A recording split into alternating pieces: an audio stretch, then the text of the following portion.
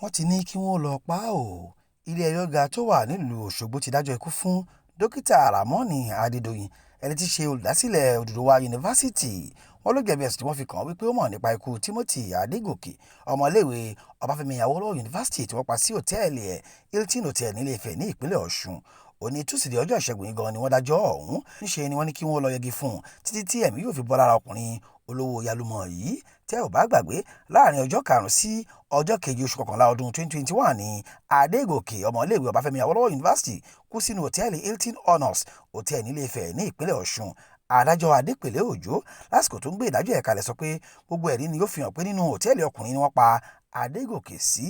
Bẹ́ẹ̀ ló gbé ìdájọ́ ẹ̀ kalẹ̀ pé kí wọ́n lọ pa Abdul Rahman Adedoyin tó ní òtẹ́ẹ̀lì Hilton ní Ilé-Ifẹ̀ ìpínlẹ̀ Ọ̀ṣun. Ọkùnrin náà ni ó ní Oduduwa Yunifásítì ní ìpínlẹ̀ Ọ̀ṣun bákan náà.